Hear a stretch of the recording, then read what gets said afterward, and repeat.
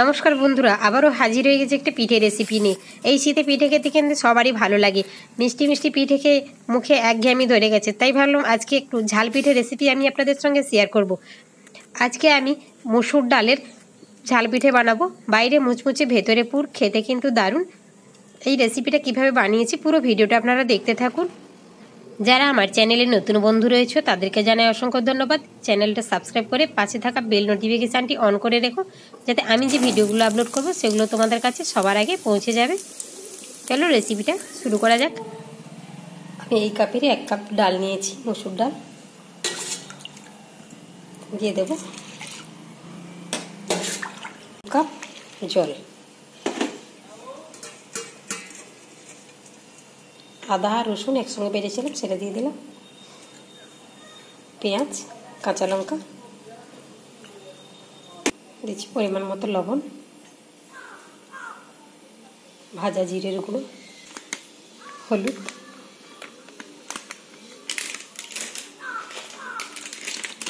লঙ্কার গুঁড়ো, কাঁচা লঙ্কা দিয়েছি, ঝালটা বুঝে দিতে হবে।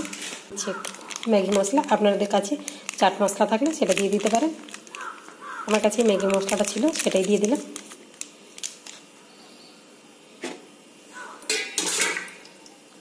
আমি আরও 1 কাপ জল দিয়ে দিচ্ছি, দিয়ে এটাকে ভালো করে সেদ্ধ করে নিতে হবে। এবার আমি গ্যাসটাকে জ্বালিয়ে নেব। গ্যাসটাকে জ্বালিয়ে ডালটাকে একদম সুন্দর করে সেদ্ধ করে নিতে হবে, যাতে খুব সহজে একদম মসৃণ হয়ে যায়। ডালটা খুব সুন্দর সেদ্ধ হয়ে গেছে, এটাকে কাঁটা দিয়ে একদম মসৃণ করে নিতে হবে। কোনো রকম ডালের মধ্যে যেন দানা ভাব না থাকে। ভালো করে এটাকে এইভাবে কাঁটাতে ঘেঁটে নিতে হবে। আর এই সময় ঝাল আর লবণটা একটু ভালো করে চেক করে নিতে হবে। এরপর চালের গুঁড়ি দেওয়া হবে। এই পর্যায়ে লবণটা দিলে খুব সুন্দরভাবে মিশে যাবে। চালের গুঁড়ির মাপে লবণটা দিতে হবে, আমি শুধু ডালের মাপে লবণটা দিয়ে রেখেছি। এরপরে দেবো আমি চাল, যে দেবো চাল আর আটা তার মাপে কিন্তু লবণটা দিতে হবে। এত ঘন থাকলে হবে না, এটাকে আরেকটু জল দিয়ে ভালো করে ফুটিয়ে নিতে হবে, আর একটু পাতলা করতে হবে। এটা দিয়ে দিচ্ছি একটু জল। এখানে উষ্ণ গরম জলটা ব্যবহার করবেন, ঠান্ডা জলটা ব্যবহার করবেন না। জল দিয়ে এটাকে ভালো করে একটু ফুটিয়ে নিতে হবে। শীতের দিনে এই ঝাল ঝাল পিঠে খেতে সত্যি খুব ভালো লাগে। মিষ্টি পিঠে সবসময় খেতে কিন্তু ভালো লাগে না, মাঝে মধ্যে যদি এইভাবে ঝাল ঝাল পিঠে বানিয়ে খাওয়া যায় তাহলে কিন্তু অনেক ভালো হবে। এভাবে করে আমি লঙ্কাটাকেও ভালো করে মিশিয়ে নিয়েছি এর মধ্যে। এটাকে একটু ফুটে ওঠার জন্য ছেড়ে দিতে হবে। দিয়ে দেবো চালের পরিমাপে লবণ। ঝালটা আমার ঠিকই আছে, আপনারা ঝালটা বেশি খেতে চাইলে এই সময় একটু ঝালের পরিমাণটা চেক করে নিতে পারেন। দিচ্ছি একটু সামান্য পরিমাণ চিনি। ফুটে উঠেছে, এবার আমি দিয়ে দেবো চালের গুঁড়ি, 1 কাপ চালের গুঁড়া। আর নিচ্ছি 1 কাপ আটা, আপনারা ময়দাও দিতে পারেন। আঁচটাকে কম রেখে ভালো করে মিশিয়ে নিতে হবে। আপনারা চাইলে শুধু চালের গুঁড়ো দিয়ে ওটাও করতে পারেন। তখন চালের গুঁড়োটা এখানে 2 কাপ দিতে হবে। এভাবে করে মিশিয়ে নিতে হবে। আঁচটাকে কিন্তু লোতে রাখতে হবে, খুব বেশি হাইতে দেওয়া যাবে না, তাহলে নিচটাতে পুড়ে বসে যাবে। গ্যাসের আঁচটাকে বন্ধ করে এটাকে এইভাবে ঢেকে 5 মিনিট রেখে দিতে হবে। 5 মিনিট পর এটাকে ভালো করে মেখে নিতে হবে। একটু ধনেপাতা কুচি মিশিয়ে নেব। এটা আপনারা একটু আগেও মিশিয়ে নিতে পারেন।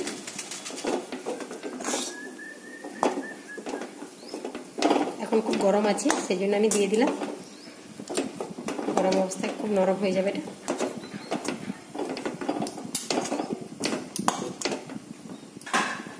রেখে দেবো। আমি পুরের জন্য আলু, ম্যাগি মশলা, জিরে গুঁড়ো, ধনেপাতা, পেঁয়াজ কুচি, কাঁচা লঙ্কা কুচি দিয়ে দিচ্ছি, পরিমাণ মতো লবণ দিয়ে ভালো করে পুরটাকে রেডি করে নিতে হবে। আপনারা চাইলে এটাকে কড়াইতে নেড়ে নিতে পারেন, আমি এমনি মাখিয়ে নিচ্ছি। আমি এখানে একটু ময়দা গুঁড়ি ছিটিয়ে নিচ্ছি, আপনারা চাইলে চালের গুঁড়িও ছিটিয়ে নিতে পারেন। দিয়ে ভালো করে ডোটাকে একদম ঠেসে ঠেসে মেখে নিতে হবে। ডোটা কিন্তু নরম আছে, এটাকে কিন্তু খুব টাইট করে করা যাবে না, একটু নরম নরম রাখতে হবে, তবে কিন্তু সুন্দর হবে। এইভাবে ডোটাকে ভালো করে মেখে একটা মসৃণ ডো তৈরি করে নিতে হবে।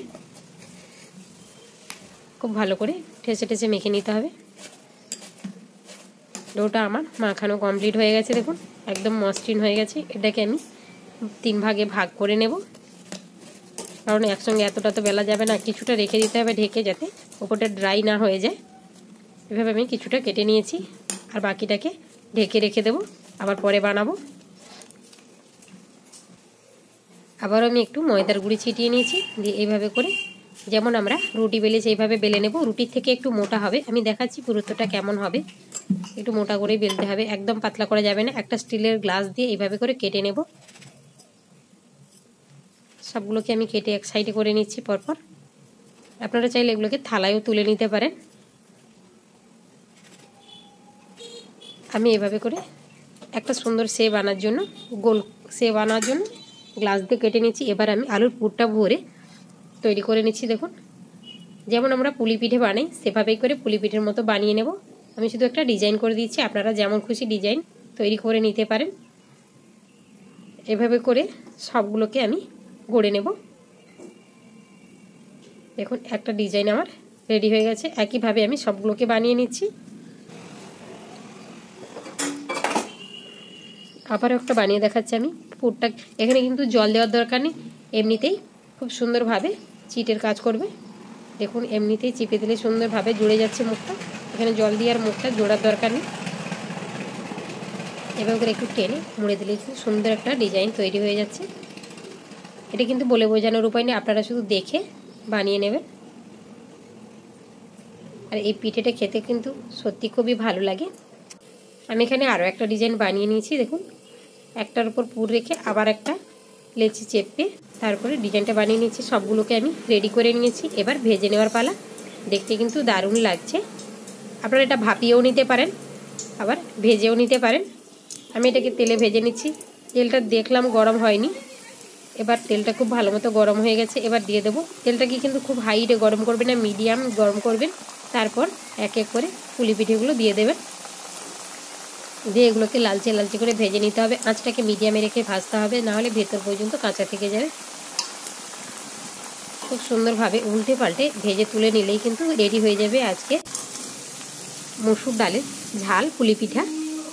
দেখুন আমি উল্টে দিচ্ছি,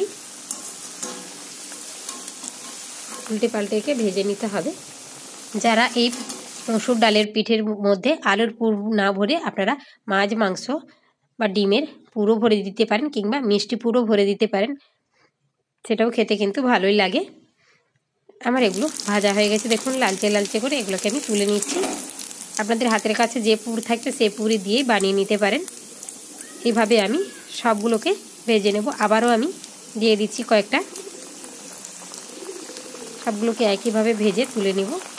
তারপর গরম গরম সসের সঙ্গে পরিবেশন করুন, কিংবা এমনি খান, খেতে কিন্তু দারুণ লাগে।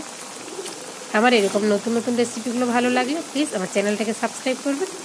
দেখা হবে আবারও কোনো দিন আবারও কোনো নতুন রেসিপি নিয়ে। দেখুন কতটা মুচমুচে হয়েছে বাইরেরটা, আওয়াজটা শুনেই বুঝতে পারছেন। দ্বিতীয়বারেরগুলো ভেজে নিয়েছি, সবগুলোকে ভেজে নিয়ে ফিরে আসছি। চলুন, সবগুলো আমার ভাজা হয়ে গেছে। দেখুন সাজিয়ে নিয়েছি আমি গরম গরম চায়ের সাথে, কিংবা বিকেলের আড্ডায় জাস্ট বসে যান। দেখা হবে আবারও কোনো দিন আবারও কোনো নতুন রেসিপি নিয়ে। ভালো থাকুন, সুস্থ থাকুন।